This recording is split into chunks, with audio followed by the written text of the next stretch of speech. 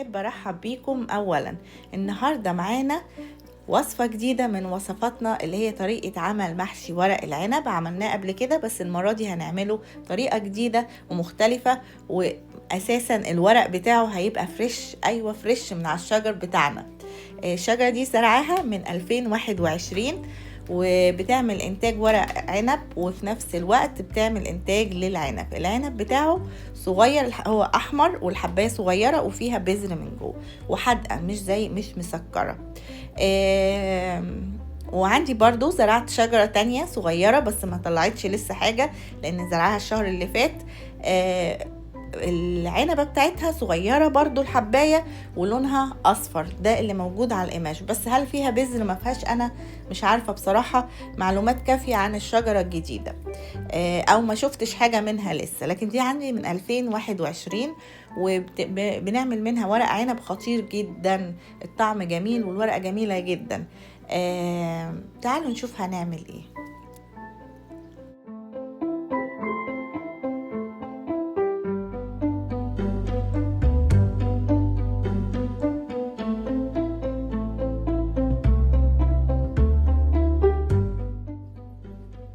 دي مجموعة من المكونات اللي أنا محضرها لمحشي ورق العنب، وهنمشي خطوة خطوة. أول حاجة لازم أسلق ورق العنب. ورق العنب عشان يطلع لونه حلو لغاية ما أقدمه في السيرفيس، يعني بعد ما يستوي لازم إن أنا أحط ليمون في المية علشان الورق بتاع العنب بتاعي ما يسودش. دي الحاجة اللي دايما بعملها لما أسلق ورق العنب. عندك ليمونه فريش اعصريها، انا ما عنديش فبستخدم اللي هي العصير الليمون المحفوظ زي ما انتم شايفين. بحط معلقه حلوه من الملح، معلقه صغيره. وابتدي بقى انزل ورق العنب. ورق العنب اول ما لونه يتحول للون اللي هو الاخضر المصفر ده، هبتدي ان انا اسيبه دقيقتين وبعد كده ابتدي اشيله. دي طريقتي انا في سلق ورق العنب وبيطلع جميل جدا وتحفة.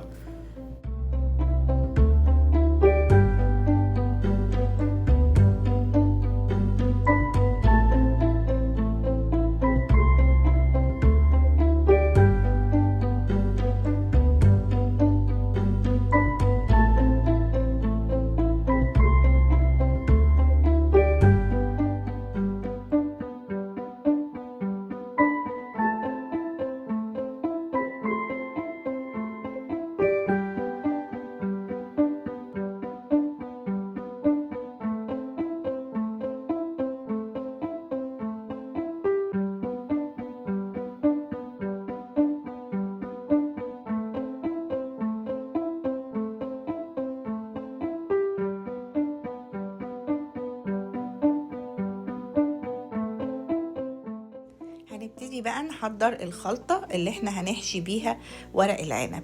لحمة مفرومة وبصلتين مفرومين وسمنة وملح وفلفل ورز.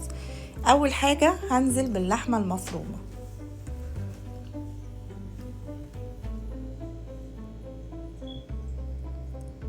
بعد كده هنزل بالبصلتين الكبار اللي انا فرماهم،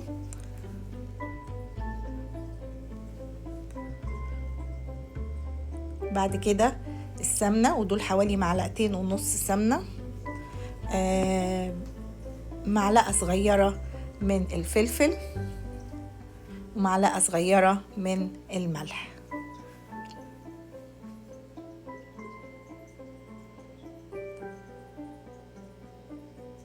وكوباية ونص من الرز المغسول ومنقوع لمدة ما تقلش عن نص ساعة.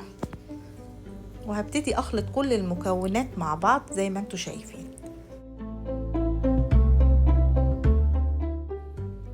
النهاردة هنعمله فوق البوتاجاز مش جوه الفرن، وهنبتدي نجيب حلة ونحط فيها شرايح من البصل المتقطع زي ما انتوا شايفين كده، وشرايح من الطماطم، وهحط رشة من الملح ورشة من الفلفل، حاجة بسيطة كده. ودي هتبقى الفرشة اللي هرص عليها ورق العنب. طريقة سهلة جدا مفيهاش اي صعوبة.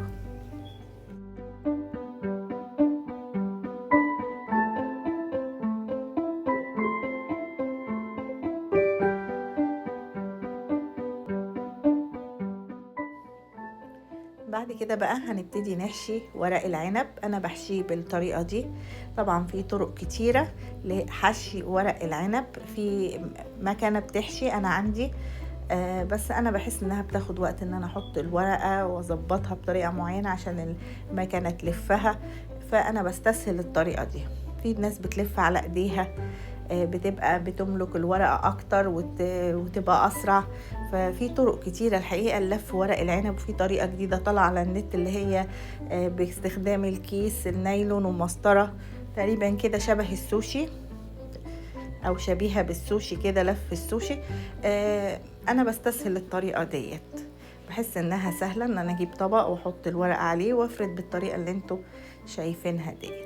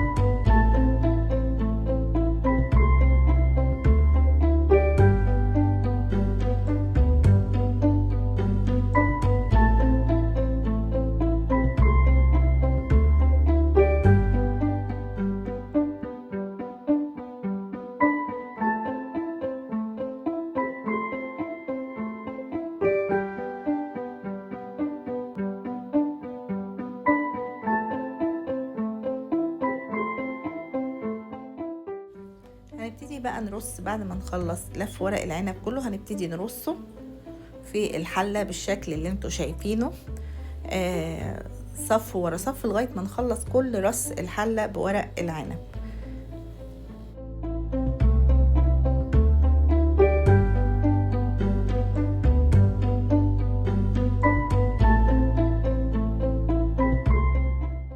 هنحضر بقى اللي هي شوربة اللي هنسقي بيها ورق العنب. معانا مكعبين من مرقة الدجاج، هدوبهم في مية سخنة من الكاتل، والكوباية دي معيارها 350 ملي.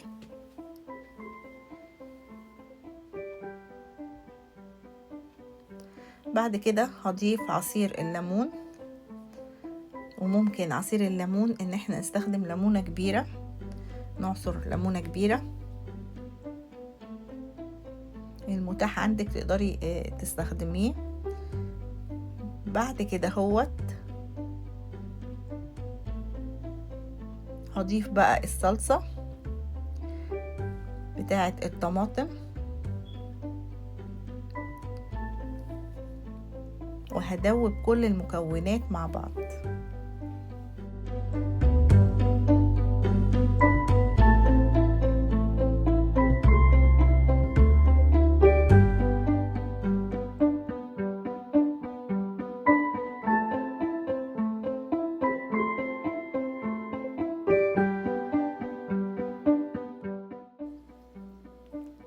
بعد كده بقى هنبتدي نضيف الشوربة دي على ورق العنب. ورق العنب مرصوص بالشكل ديت، وده طبق بيستحمل درجة الحرارة وبيخش الميكروويف. غلفته بالفويل عشان يبقى تقل على ورق العنب، عشان خاطر لما ورق المحشي بيبتدي بقى المية السخنة بتغلي على البوتاجاز بيبتدي زي يطلع لفوق ورق العنب، فانا عايزة احافظ على الرصة زي ما هي شكلها ما يتغيرش، فببتدي ان انا احط التقل ديت الطبق ده اللي مغلف بالفويل فوق ورق العنب او رصة ورق العنب، وابتدي اسقي بالشكل اللي انتوا شايفينه. مستوى انا حطيت الكوبايه اللي انتوا شفتها 350 ملي، والمستوى الميه عايزاه او الشوربه توصل لاول رصه من او على طرف الرصه بتاعه ورق العنب زي ما انتوا شايفين، يا دوبك يعني ما تعلاش، لان لسه برضو اللي هو المحشي هينزل سوائل لان انا مستخدمه لحمه مفرومه نيه. بعد ما يستوي هنبتدي بقى نحطه في طبق التقديم. زي ما انتم شايفين اللون بتاعه جميل، ما غيرش، والرصه زي ما هي ما اتغيرتش. يا دوبك بنشيل بس اللي هي الورق اللي انا رصيته او غطيت بيه ورق العنب. اللون جميل جدا والطعم طلع حكايه. جربوا الطريقه هتطلع تحفه معاكم. اتمنى فيديو النهارده يكون عجبكم. استنوني في الفيديو الجاي. باي باي.